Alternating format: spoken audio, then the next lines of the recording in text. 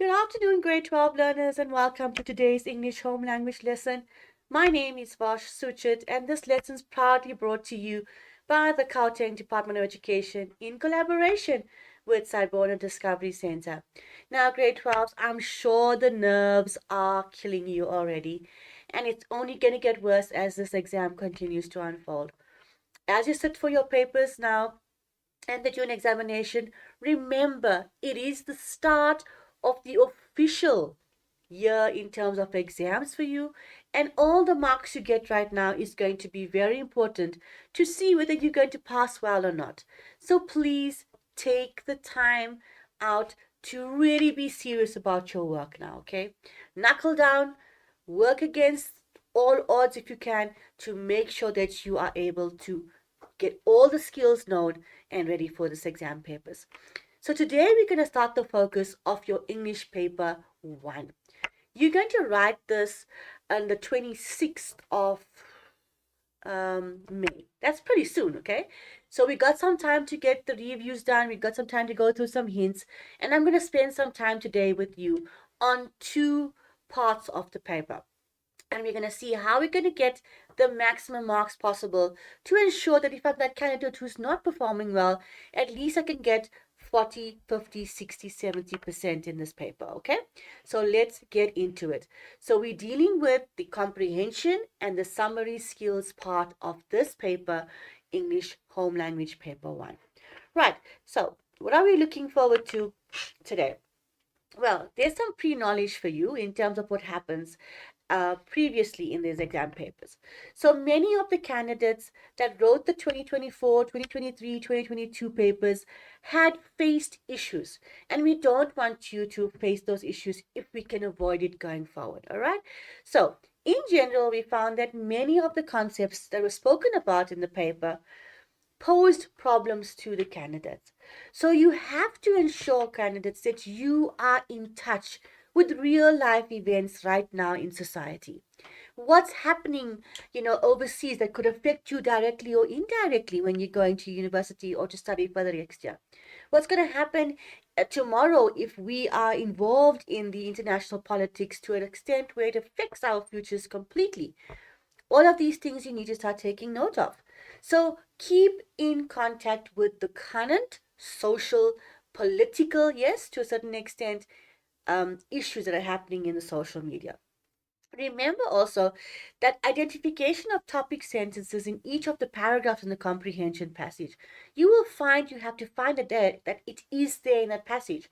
And then everything is built around that particular topic sentence. So firstly, remember, look for the topic sentence in the comprehension passage. Every paragraph has one because that highlights also the argument. Remember also, grade 12s, that when you have a question paper, there will be a flow to how that paper is set out. And in that meaning, I'm saying to you is that question 1 will lead to question 1.2, point 3, point 4, point 5, and it will go from paragraph 1 going downwards or line 1 going downwards. So everything is sequential, and therefore when you're answering, try not to be confused about those things, okay?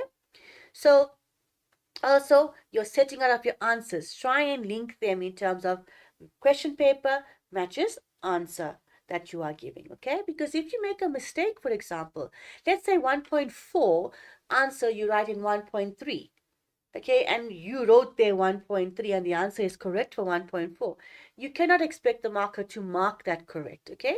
So be very clear that 1.1's question, this is 1.1's answer, and you carry on like that. Also, a quotation will appear in your comprehension passages, right? Now remember, when we are quoting something, it is an indication that the examiner is pointing you to a particular idea or a particular reason that they want you to take note of, okay? So we want you to translate that quote into your own words. And once you've done that, we want to see that you've understood the quote and can you give us an answer that has to go with that. All right, or in line with that quote. So please remember, quotes are important. Okay, further on to that, let's look at the comprehension passage. When you are looking at the passage, there will be line references, yes, and then there will be question set. You'll have 1.1, a question, and then you'll have a mark allocated, okay? Now remember that that mark allocation is an indication of where the examiner wants you to go. Again, so 2 marks means that I want one idea from you that's given me a lot of detail, all right? And I can give you 2 marks for that. If I have a 3 mark question, it means that basically I want 2 main ideas really discussed with some good detail to give you that mark there for 3 as well. All right, so you do also have where we can have a 2 split versus a 1 split, okay? But that is only when we're looking for specific things, which you don't need to worry about right now. So make sure 2 ideas really thoroughly discussed for 3 marks will give you that 3 marks, okay? Now, when we're looking at questions that focus on diction, in other words, the choice of words that that author is using in that passage. Remember, I've always spoken about this, that when we are using words, we're using it for specific meaning.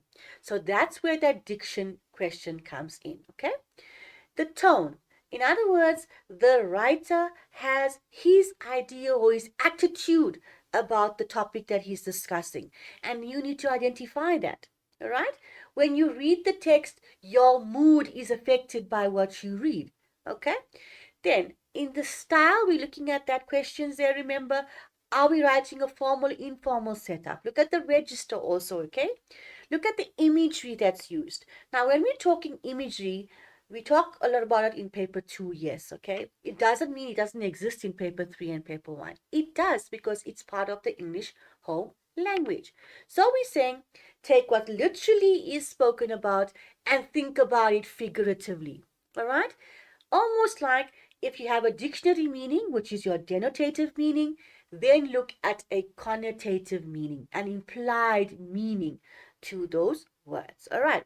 So these aspects that I'm talking about needs to be based upon relevant quotations from the resource. In other words, from the comprehension passage. Don't divert onto your own tangent altogether. Stick to the resource given to you, the text. Okay? Because those aspects of the language will have to be discussed in connection to the content within text A, for example, or text B, that kind of thing, okay? But text A definitely. So the answers need to be molded towards the intention of the author. All right. So remember, get the author's idea about his feelings on the topic immediately if you can. Right. Also, remember there are verbs of questioning that you need to focus on. So when you see the word explain, when you see the word justify, remember we spoke about Barrett's taxonomy before, where I took you through the section of level 1 questions, level 2 questions, level 3 question words. Remember, we're taking very much more meat being put onto the answer that you're giving. So explain means certain things. Justify means certain things. Discuss means can you make a judgment and tell me why you're making a judgment. Comment and critically comment, for example, okay? Can you give me a validation for that viewpoint and how it affects you or affects the reader in terms of the content that is spoken about? So these are frequently used verbs throughout the exam papers, and you need to be familiarizing yourself with that. Also, we found that candidates failed to keep their responses in relation to the specific paragraph. In other words, grade 12s, you would see over the years, let's say question 1.11 or 1.12, depending on which is the last question. It says to you, look at paragraph 9 in text A in relation to text B. It means just that. You look at that particular paragraph, you summarizing whatever needs to be summarized, again looking at the question that's given to you, you answer that part, then you go to text B, you answer what text B's part needs to be looked at, and then you link the two. All right, so there has to be that point where text A and text B is linked. So there'll be a specific paragraph reference. You look at that particular paragraph. You cannot give a general viewpoint of the entire comprehension if we said to you to look at a specific paragraph. Okay, so pay attention, please, to the requirements of the question. Okay, so types of questions which have appeared in your previous editions of the paper. The first one is the explanation of the usage of a question in terms of a text. Right? The impact of a single sentence paragraph. Now you will go and look at the papers over the last 5 years. Hopefully you've already started that, and you'll see that there will be a question, for example, that might have been posed on a single line paragraph.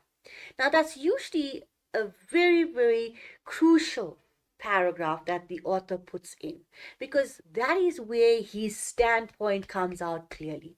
All right? Or his idea about the argument comes out clearly. It's there for a reason. And it stands alone amongst everything else. So you need to look at the impact of that single sentence paragraph. The explanation of the usage of a question in terms of the text, okay, you need to look at that very clearly as well. Why is there a question in that particular paragraph? Okay, remember that sometimes there'd be rhetorical questions included. Why does the author include those things? The impact again of the diction, the choice of words. Why has that writer used that particular word in that context? Why didn't he use another word? You've got to think about it critically, okay? Words, other terms like paradox, irony, that features as well in paper one, and you need to know these things, okay?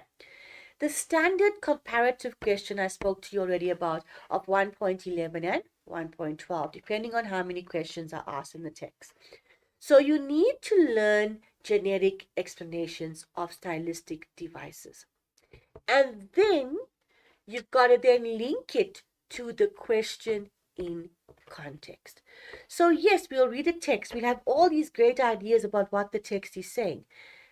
But I'm not saying it's incorrect to have those ideas. As long as you take those ideas and link it back to the text that you are reading, and you can justify that that is correct, then you are opening yourself up to see that to the marker, to see that you can understand what you are talking about. All right, so please also be careful. If you're floundering and you don't understand whatever's happening there, then rather try and keep it simple. Just get to the point of giving us the explanation in relation to the question that is asked of you. Okay. Then also look at why the author's conclusion is valid or not valid. Okay? Because remember, the conclusion is the ending of this particular discussion. So he either is going to say something that you're going to agree with or you're going to disagree with. And he, in his mind or in her mind, has decided that this is the best way to end my comprehension or my article. And therefore, you as the reader need to say, all right, he said these things in the conclusion. Was it valid or invalid? Formulate your own understanding. So while you're doing all of this, you are decoding, you are deconstructing, you are analyzing the text, and you're trying to find meaning and then give us responses in relation to that. And that's exactly what the comprehension passage is going to test you on. Then look also at the reasons why a writer starts a paragraph with a question. And it doesn't happen all the time, but there could be this occasion, maybe this time around, where there is such a thing. And try and understand why. If you haven't learned this as yet, go back to your teachers and ask them, please explain to me, why is a single paragraph being used, a single line paragraph being used? Why is a question being used in the first line of this paragraph? And they will explain that to you. All right? But remember, it is obvious for an emphasizing of a particular viewpoint. Okay. Then, The visual component of the comprehension question. Remember, that's text B now. So text A is all the text, the written text, and text B is the imagery. Now the image, sorry, not imagery. The image is there for a reason.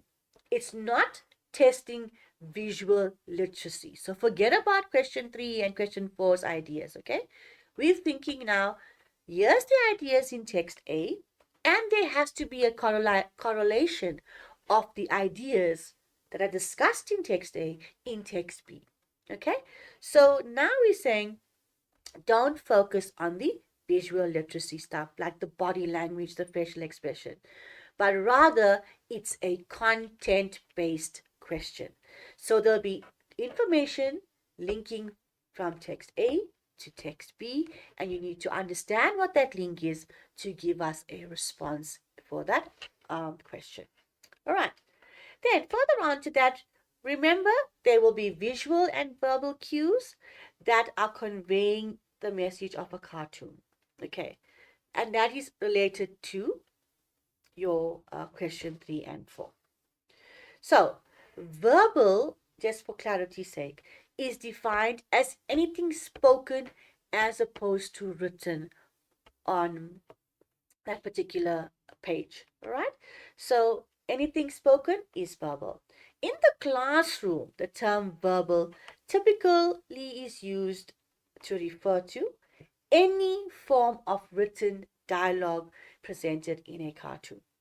Okay, as opposed to a visual, which refers to a what you can see composition, all right, of a cartoon. Then the conclusion of the comprehension passage. Please link the significant points in the comprehension conclusion, link those points to the point or the main idea of the passage. So consider, does this conclusion appeal to me or not?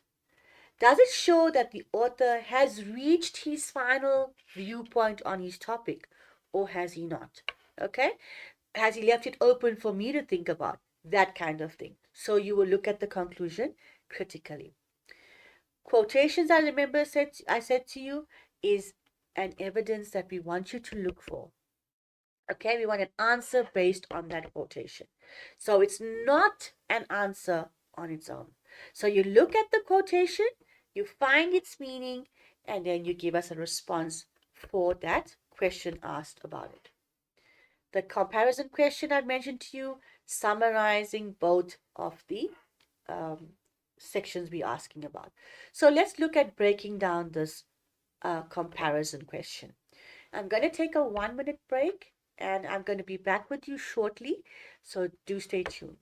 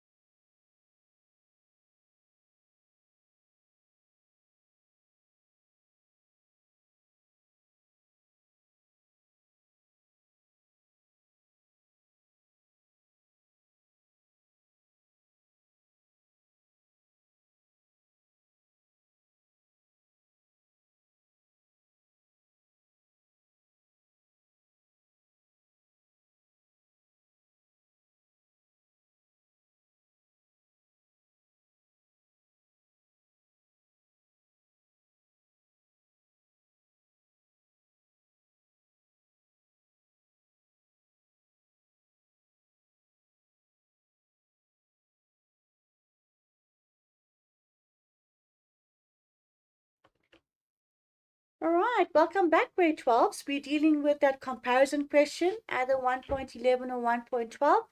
Remember, I mentioned to you what you needed to do, but let's just clarify it again. So the first thing you need to do is specifically refer to that paragraph in text A. Right? Then you summarize that main idea or the theme of the paragraph that's indicated in the question. So if it says specifically refer to paragraph 8 or paragraph 9 or paragraph 10, whatever it is, refer to that paragraph, find its main idea, find its theme, and then you paraphrase that, okay, of text A. Thereafter, you're looking at text B. Now you try and find the gist of what's happening in text B, because that will then give you the overall main idea of text B and what it's talking about. Right, now we've decided this is what the both paragraph and the text B is saying. We look for the similarities or the link between the two.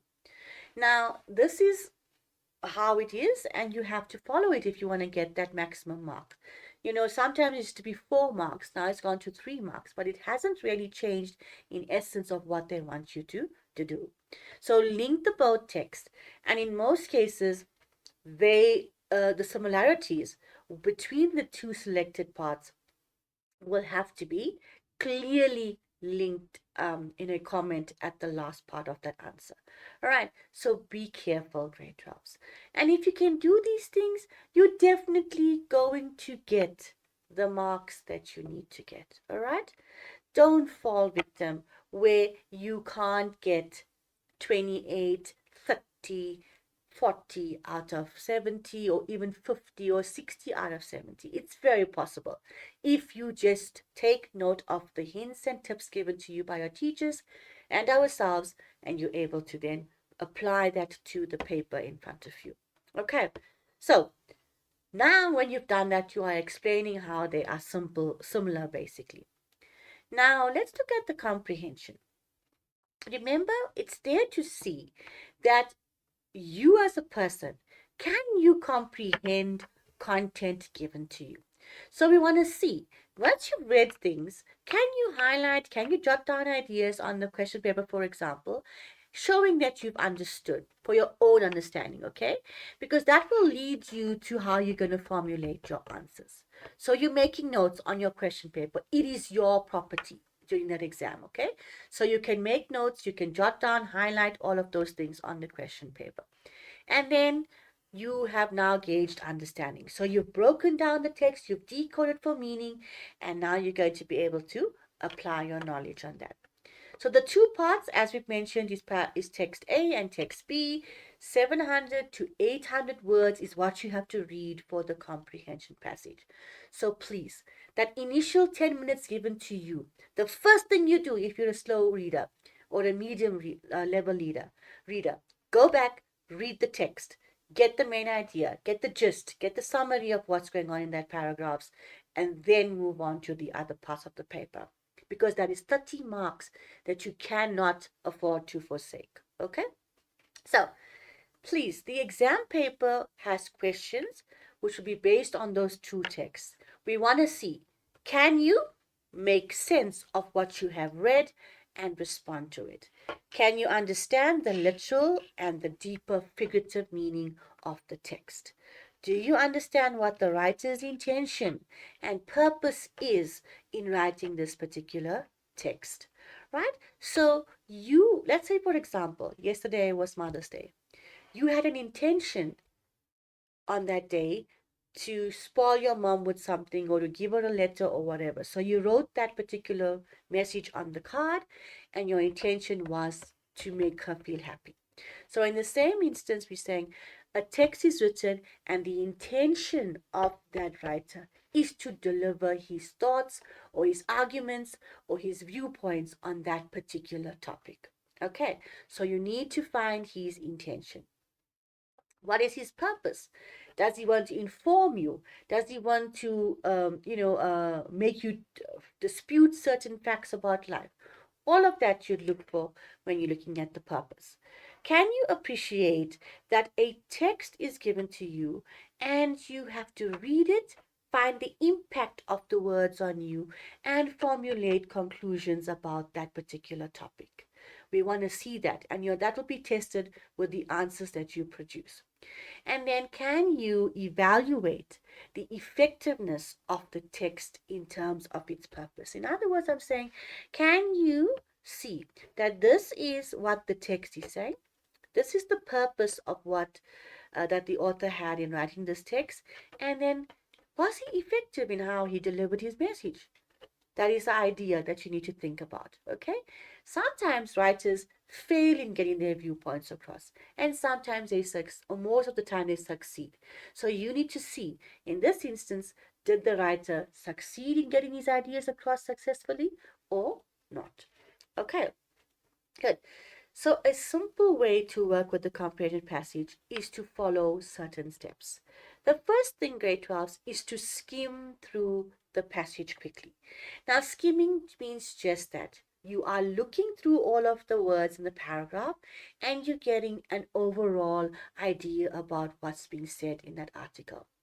While you're doing that, hopefully you are an imagery orientated person. You start to imagine what the author is saying. All right, while you're reading, you're formulating pictures in your mind. The title becomes crucial at the beginning when you see it, because that is a clue about what this article is all about. So the content of the article is definitely linked to the topic or the title, sorry. Thereafter, you got to find the facts that are linked to that title. The first paragraph, the introduction, we always speak about it. It is to capture your attention, isn't it? So in this instance, it's going to create an atmosphere for you while you are reading. So it creates a good setting for those ideas to come through. So the first thing you need to do is to read the first paragraph carefully. And I'm really stressing carefully because that's the guideline of him introducing his topic to you or his discussion to you. This one formulates or gives us information about what the text is all about, and the major themes are then introduced and developed from that paragraph. Then you go through the next few paragraphs, get to the conclusion. Now focus on the conclusion carefully, because that does the summing up of what the article was all about. So all the paragraphs in between should have linking ideas to the introduction and the conclusion. And you need to see that pattern while you're reading. Notice how the first paragraph and the last paragraph link together. When you read that, think about denotative, connotative meaning. Think about literal, figurative meaning of words, phrases, sentences being used. For example, the story touched my soul doesn't literally mean that it physically came and touched my soul. It's not possible. But what it means is that while I was reading the text, it has an impact on me, my internal being as a person, my soul, my inner peace, my inner person, right? That had been affected by what I was reading. So that is how we're testing that level 5 questioning technique of that we use on Barrett's. That is how we're checking the impact that this content had on you as a person.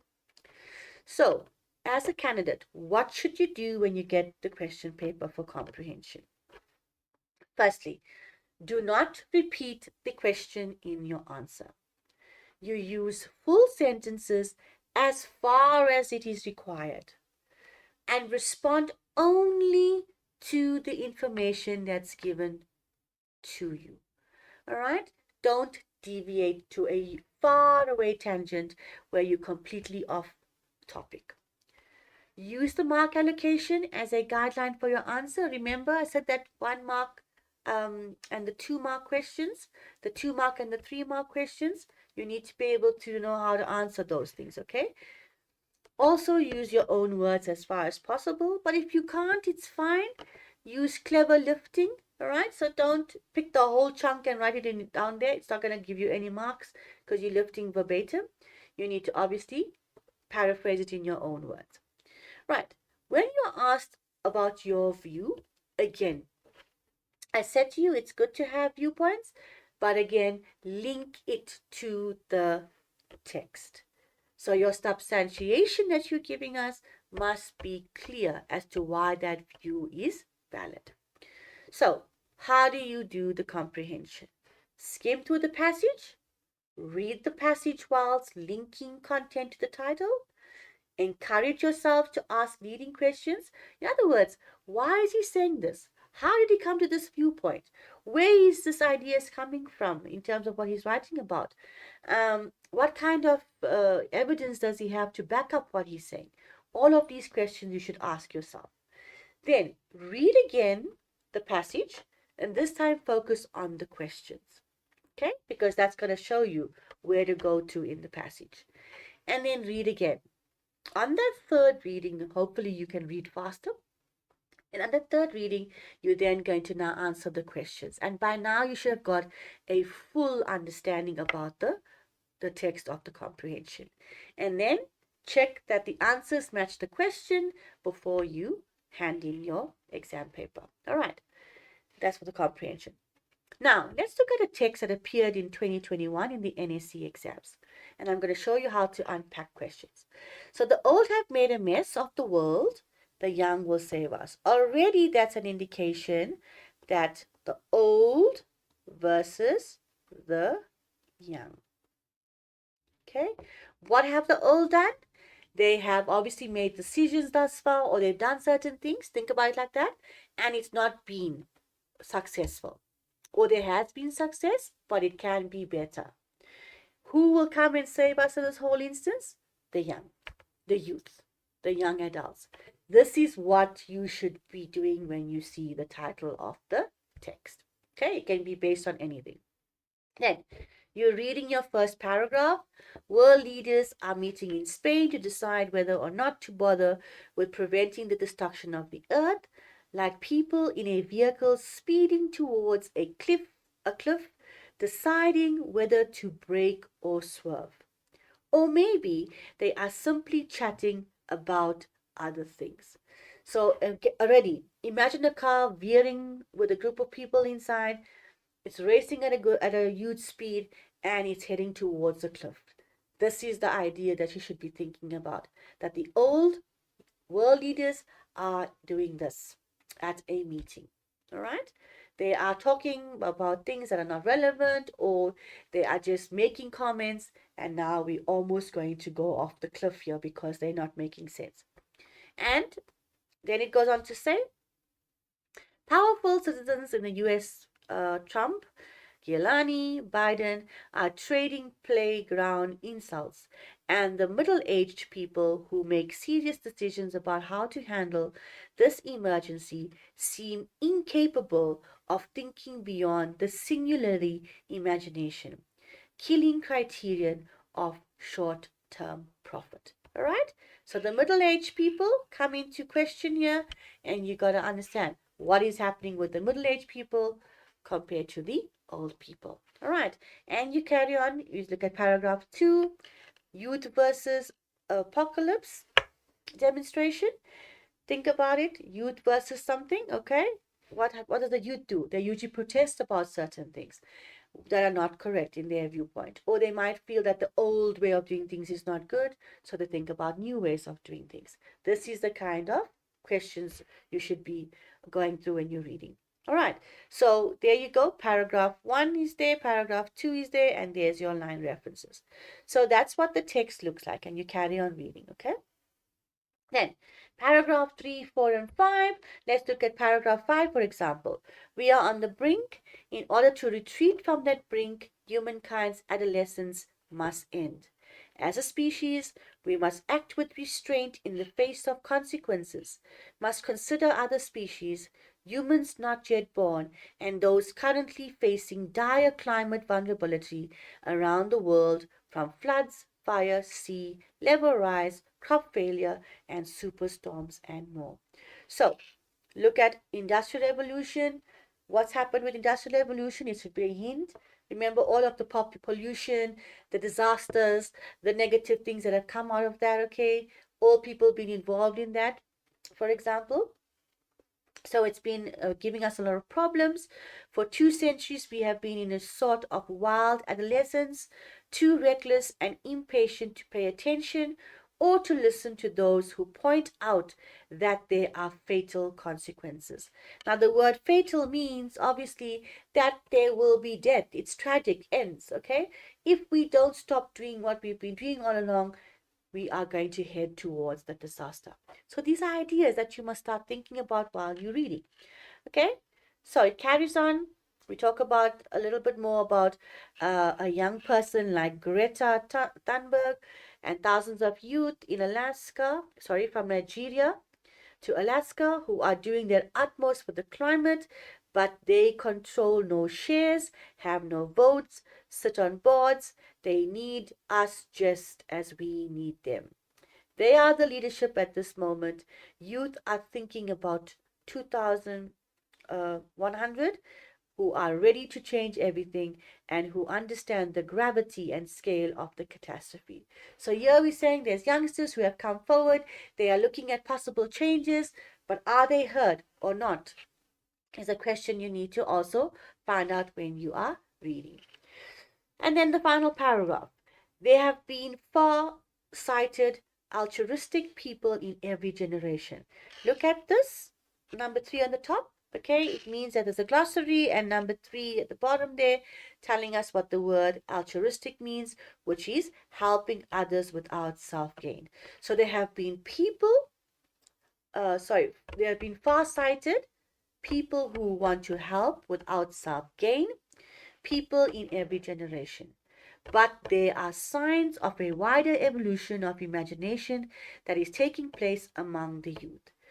We see that profound change in the youth's new ways of dealing with conflict, rejecting competition and capitalism, while they understand what is possible and ethical. Juvenility and maturity are no longer categories attached to how long you've been on earth, but how far you see and how much you care. So they're saying the youth can come forward, they can bring on change, and we need to be obviously open to these things. All right.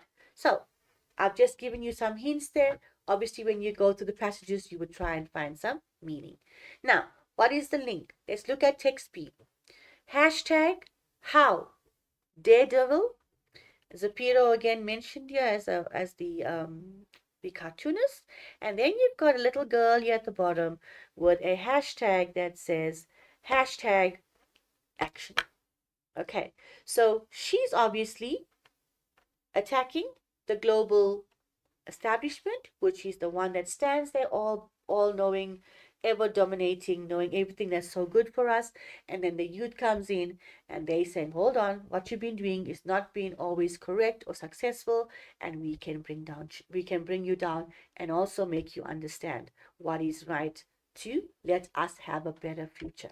So in other words, we are getting the idea that just by looking at it like this, that the old have failed in what they have done thus far, and yet there might have been some success, but on the big scale of things, it looks like it's been failing. And the youth can bring in new innovations, bring in new ideas that can make this change happen for the positive outlook of life. All right, and that's just by kind of skimming through the text and looking at the images. So you need to do obviously an in-depth reading of the text. Now, let's look at how we'd answer questions on this. For example, what message does the writer convey in the first sentence?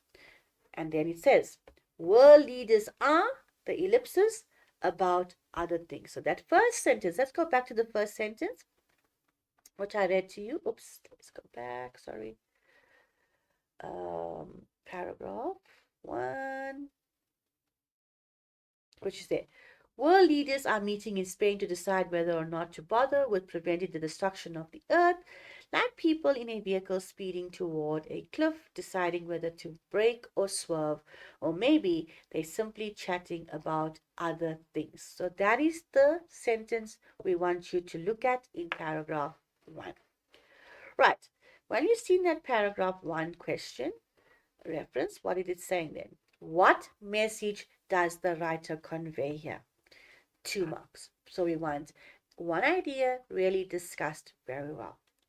Note, it is what we call a comprehension type question.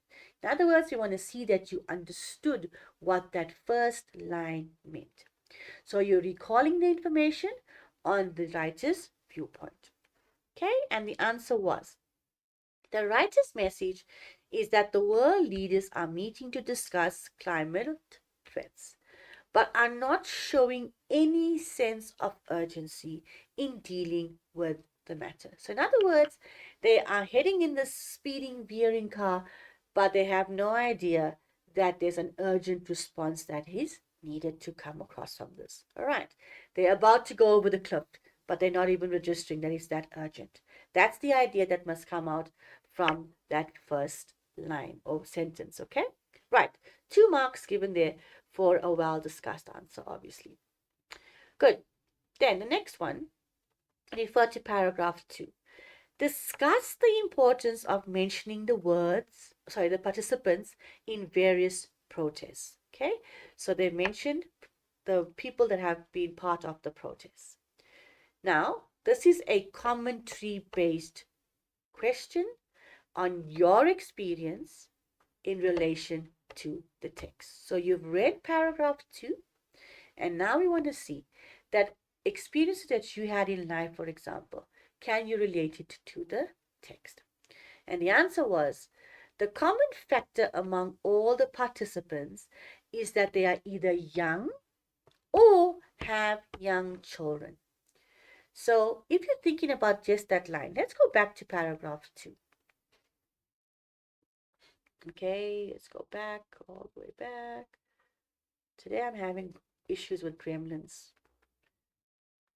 Okay, go back to the text. Paragraph 2, which read, the Youth versus Apocalypse demonstration in San Francisco, the protest, which was led by teens, of course, as well as in some of the 20-something members of the Sunrise Movement and Extinction Rebellion, took place in the front of BlackRock, the world's largest investor in fossil fuels. There was a little cluster of mothers, okay, that's important, of mothers at the demonstration too, with babies and toddlers whose life expectancy, barring catastrophes, extends into the 22nd century. It was a Fridays for Future demonstration taking place all over the world with 500,000 mostly young people in Madrid. So why is it important that they have mentioned all of those people in the text in paragraph 2? Okay, that's what the question's asking of us. And let's see what the answer was. Okay, let's break it down again. It said to us, the answer said, the common factor is they are all either young or have children, young children. That is now suggesting the preservation of the life is going to be affected if the earth is also going to be sacrificed. Therefore, you'll get your 2 marks. So you're saying if we don't take care of the earth, the youth and their children will be affected by that. And it's showing that young people are committed, it's another answer, committed to making a change for the betterment towards preserving the earth. For who? For their future children and future generations to come. So this is where you got to say, okay, if the old have destroyed it thus far and the youth is trying to now make a difference, why are they doing that? Because they'd like to have a longer lifespan on the earth. And that's where that answer is going towards. And you need to also understand that in relation to the question and context. All right. Then 1.5. How does the writer use diction, all right, in paragraph 5 to convey his message? So what it is saying to us, how does he use the choice of words that he's using to convey his message? So you got to know firstly his message that he's trying to get across to us. And then you're going to look at the words that he's used in that paragraph to get his view across. Okay, and that's how the how part is being asked. So 3 marks would come out from that.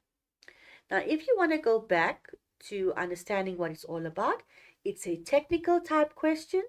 You should answer the question using the key words from the question itself. Okay. If you are provided with a technical answer, grade 12s, you are guaranteed, sorry, if you provided a technical answer, you are guaranteed 1 mark for that. For you to get the second mark, you then need to expand on what you've said and link it to the text. Right. So, what was the answer given here? If you want to go back to the paragraph, I think I've also spoken about that paragraph before. Let's go back.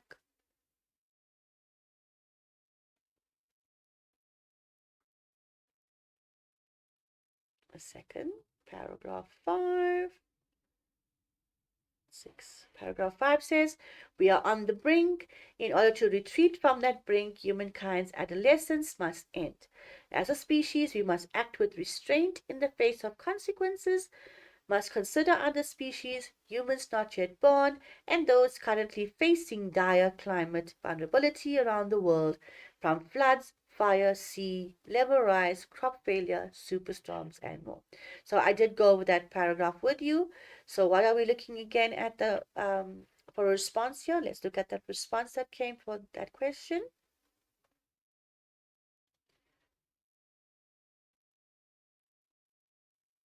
All right, question, the words that have been used. The answer was the following. Right. The urgency of recognizing the peril is foregrounded, or it's shown with emphasis, by emotionally charged words.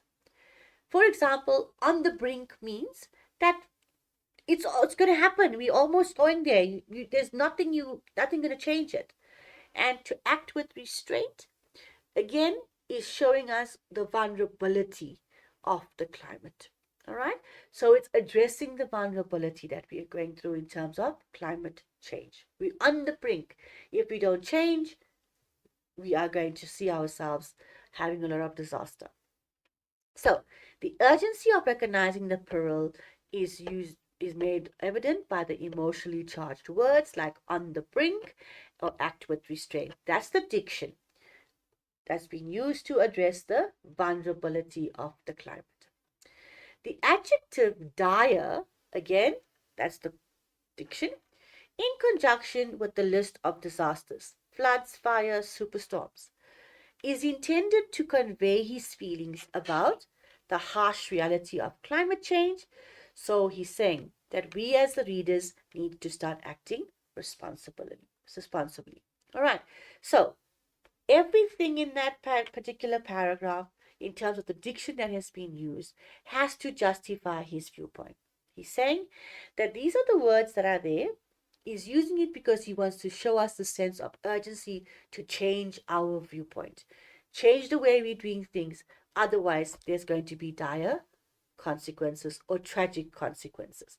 And then you're talking about the diction being used to highlight that point in terms of his purpose. All right, 3 marks for a well discussion given in terms of a well constructed discussion in terms of the diction that's used, and 3 marks would also then be inclusive of an example of diction well discussed. So if you took the one word or the 2 or 3 words and you discussed it very well in terms of the content of the passage and what his purpose is, you would get the 3 marks. All right, identify the diction and explain it very well in terms of the content that is being spoken about. All right, then comment on the writer's tone in paragraph 6 with reference to the text. Again, the tone is his attitude. All right, whenever you get a comment question, just remember the following. You got to look at the pros and the cons, the good and the bad. You got to give us a fair, unbiased viewpoint in terms of a judgment that makes sense. It must be loaded with factual information. All right. Critically offer an objective analysis and evaluate the issue that is given by formulating a judgment. Okay, so what that means is that in terms of the question, we were asked to look at the following. Oops, we were asked to look at the tone. Right. So his tone was very prescriptive because he's giving us instructions, he's commanding, he's being persistent, he's being urgent and almost motivational in his tone. He says we must expand our our imaginations, and those who come cannot just annihilate. The writer urges the reader to take action by repeating the words we must. So that emphasis of the words we must is saying you've got to do something, okay? He impresses upon us as the reader that a change is needed for us to change our way of living. Otherwise, with this climate change situation, we're going to have serious consequences, all right? So the tone, commanding, persistent, urgent, motivational tone in terms of saying we must expand, we must do things, we can't just be there and not do anything. He's making us almost appealing to us to say, please, guys, change your mindset about climate change. Otherwise, you're going to find yourself flat on your face. All right. So, 1 mark for the identification of the tone, and 2 marks for a comment that is well constructed. 3 marks altogether. Right. 1.8. Refer to lines 62 to 63. Now we're going specifically to those lines. It's talking about the juvenility and the maturity. Much you care. We spoke about this lines as well. In your opinion, is this final sentence an effective conclusion to the writer's argument? Justify your response. So you're looking at that final line and you're saying, did he actually make sense in the way he concluded his text? So this is a technical element that's also being given in being questioned here. The use of the quote makes it personal and therefore emotional. So this would give you 1 mark. All right, that is your kind of response you need to look at. When you offer your point further about the exploitation of the artifacts, you get the 2nd mark. So the quote must be discussed and therefore you'll get the 1 mark, and then a further explanation will give you the 2nd or the 3rd mark. Good. So let's look at this response. The final sentence leaves no room for debate. It's either you're going to do it or you're not. It's a resounding vote of confidence that the youth will be the one that will step in and save the planet.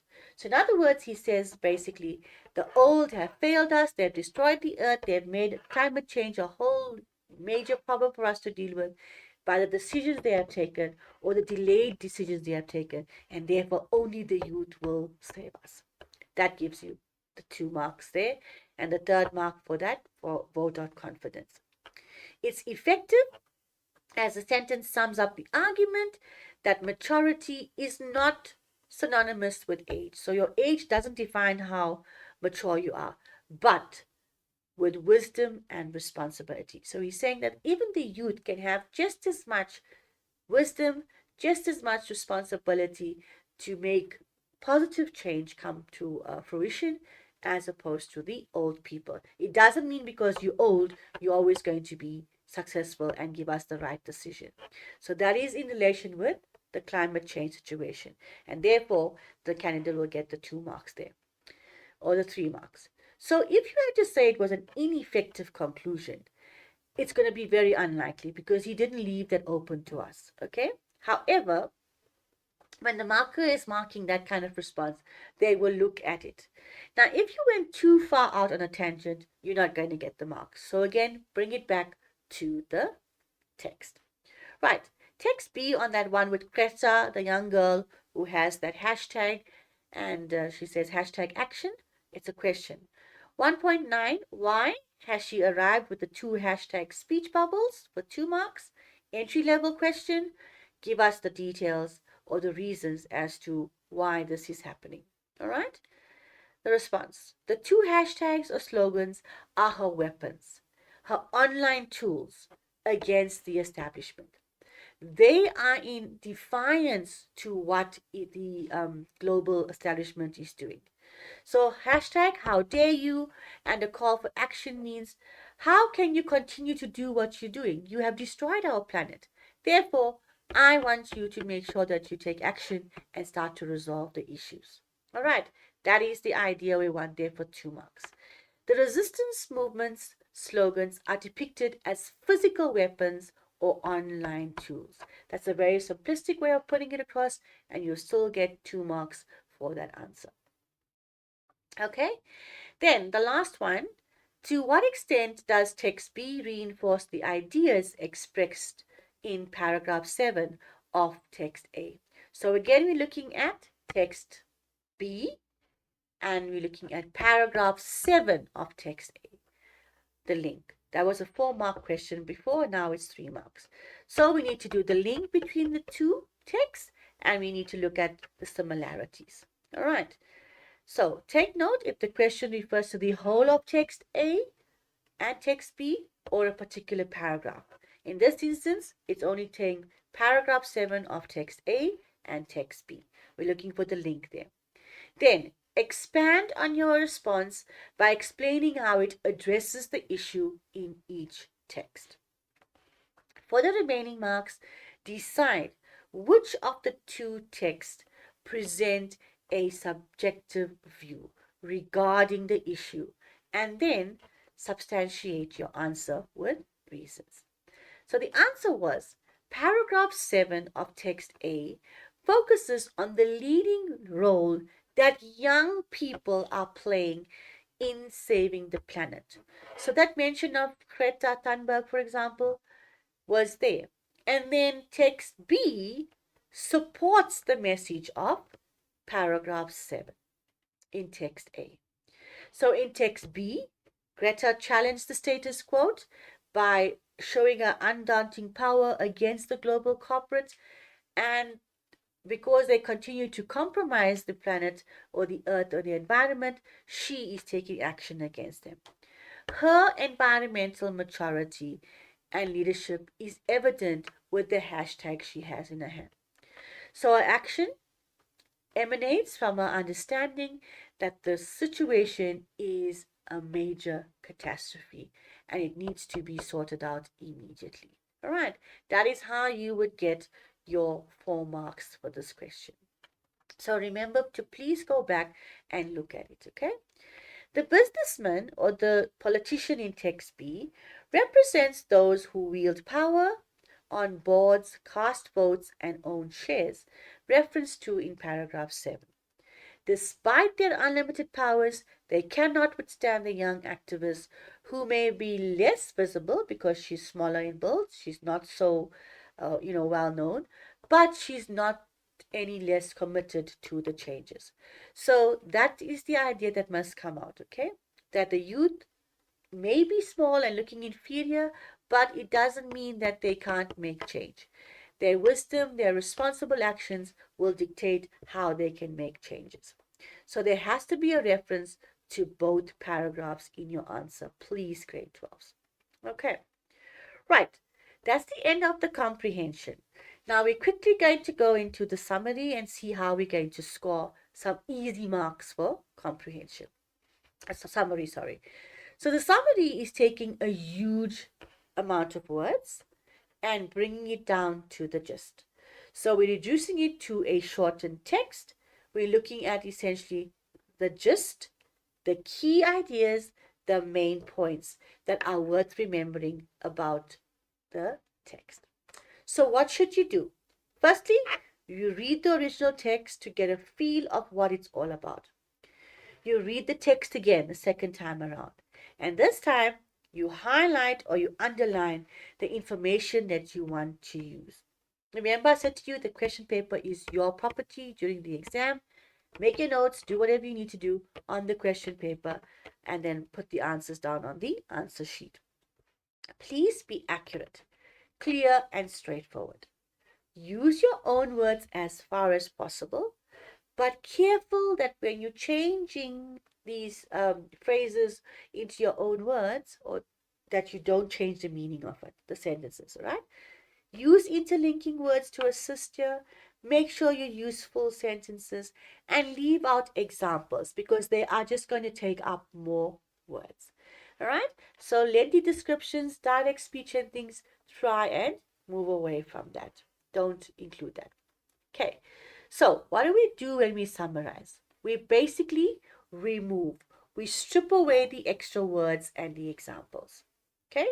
We focus on the heart of the matter. We try to find the key words in the text and phrases that still makes sense if they are taken out and the idea still comes through about this passage and what it's saying. We are trying to capture the main ideas and the crucial details that support the main ideas in the text. So what should you do, grade 12s? You need to pull out the main ideas. So in other words, read the text and in each of the paragraphs, outline the main idea. Focus on the key details. So while you're reading, remember to highlight and underline particular pieces of information there. Use the keywords and the phrases. Break down the larger chunks of information. Highlight again the main topic sentence and the concluding sentence of the paragraph. Okay? Write only enough to convey the gist of the text. Don't go and give us the whole text again. All right, take out the salient points. Write in short sentences as far as you can and ensure you're giving us a fully fledged paragraph as the response. So, firstly, when you get the summary, focus on the topic. The topic hints to you what it's all about. Read all the instructions given to you. And again, instructions are there to guide you to what the examiner wants you to speak about. So take note of that. Identify the aspects, the topic that needs to be summarized. Write down the topic in large bold letters at the top of your planning page. Read the identified topic before you read each sentence to ensure you understand what is being said. So you remain focused about this topic. And then let's look at a simple approach. Firstly, identify the main point of each paragraph. Okay? Make sure that that point that you have identified is relevant to the question. Thirdly, write in your own words as far as possible. If you cannot, grade 12s, do that, then please, again, write the points down and change a word or two or change something in the sentence so that you can get the mark for that. All right? Remove extra words and examples. All those unnecessary quotes, unnecessary stats that are given to you, remove that. Okay?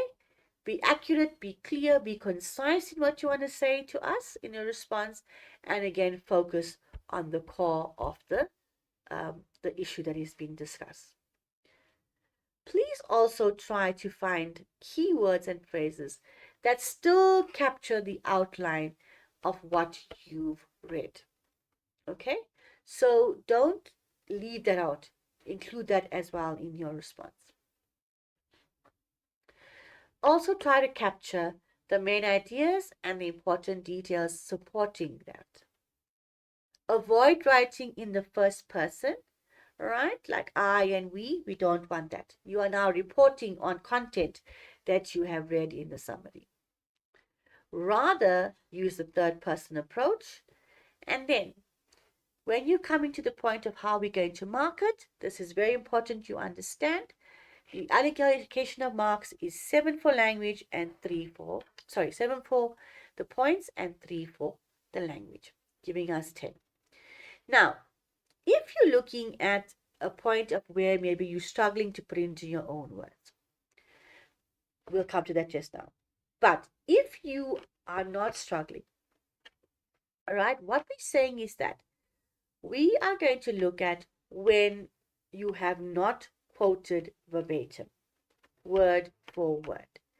If you've got 1 to 3 points correctly indicated, you will have a language mark of 1. So 3 plus 1 gives you 4 out of 10. If you have 4 to 5 points that are well written and it makes sense, okay, then it'll be 4 plus 2 or 5 plus 2. That will give you 6 and 7 out of 10. Okay, if you're that candidate who has been able to put all the words, all the statements in your own words, and you've got the gist of each of those ideas correct, you will get 3 marks. So we say 6 plus 3, 9, 7 plus 3, 10. That's how you would get your marks in terms of the marking grid. If you're that candidate who has struggled to put the text in your own words, all is not lost, because even here we take care as far as we can to ensure that we can see that you've mastered the skill of at least summarizing. So we say if you had 6 to 7 points that are written verbatim and are correct because they're answering what the question is asking you to answer, you will get 7 marks only. So there's no marks for language. So you will still get 7 out of 10. So it's actually very difficult to fail the summary. All right? So be wise when you're answering. Take the time and respond effectively. If you're taking 4 to 5 points, again, that was correctly quoted, you will get 1 mark. So it is 4 plus 1, 5 plus 1. So it's 5 or 6 out of 10. If you've got the 2 or 3 points or quotes that have been quoted verbatim, you will get a maximum of 2 language marks. All right. So that is how we can get marks here for the summary. Okay. So all is not lost if you do it word for word as well. But again, paragraphs must be written. Okay. Or a paragraph, sorry. So with the summary, firstly, we are deleting descriptions, examples, explanations, elaborations. We're replacing jargon with our own words. We are keeping the main idea. We are listing key concepts as identified in the text, and we are writing down the 7 points as identified.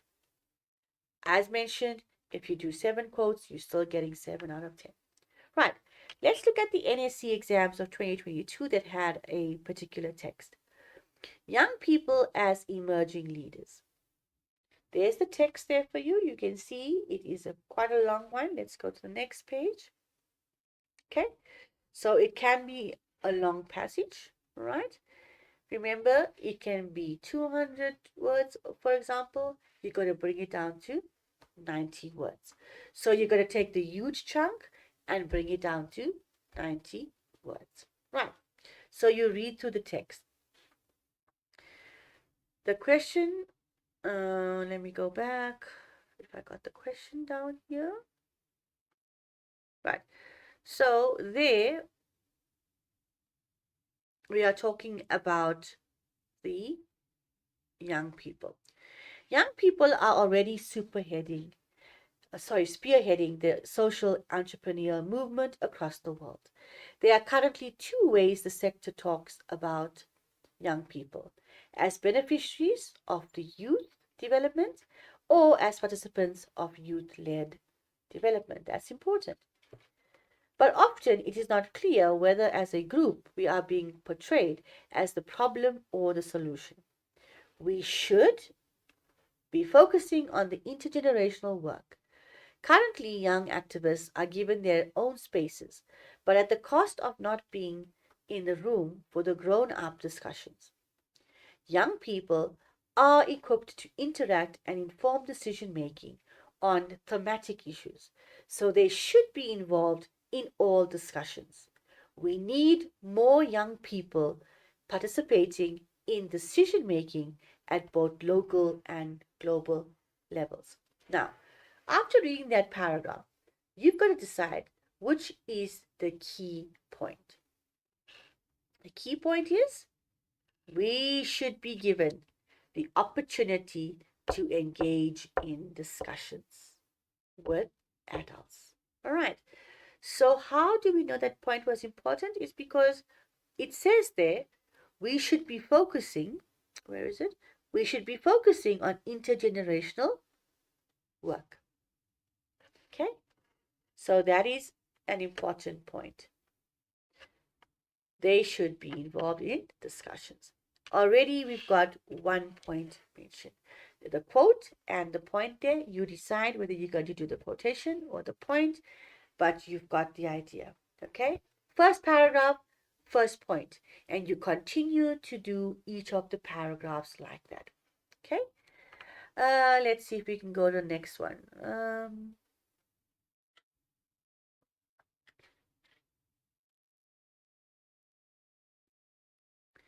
It is frustrating to see youth leaders who do not talk about race, gender, or class, so having more intersectional youth-led organizations should be a priority.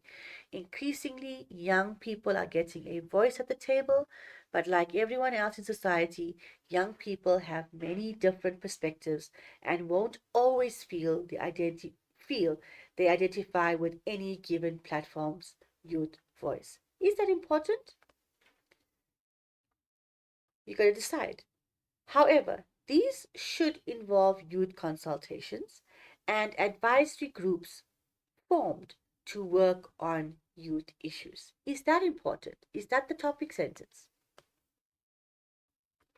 All right.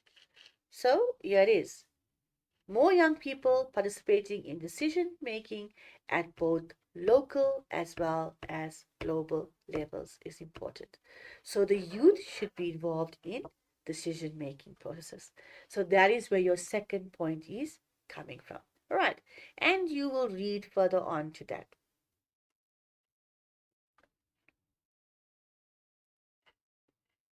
Good. So grade 12s, you're going to start working with the summaries like this, okay? Go through each of the paragraphs and find the topic sentence and find out whether it's relevant to the question being asked. So whatever you summarize with the summary, it has to be in relation to the question that is being asked, okay? Always go back. Say, this point here, does it relate to my topic? This point here, does it relate? This point here, does it relate? So you find the gist of each paragraph, okay? And then you link it to the topic that's given to you. And then you see if that point is relevant or not. Okay? Now here in this example, we've got 10 points. It's very possible that there can be more points, but we're looking for only 7 points that you need to highlight for us. So take out 7 that you think is important.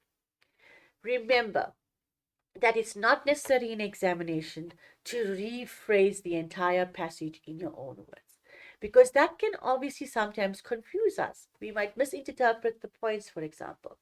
So all you need to do is to make slight alterations to the points in the text.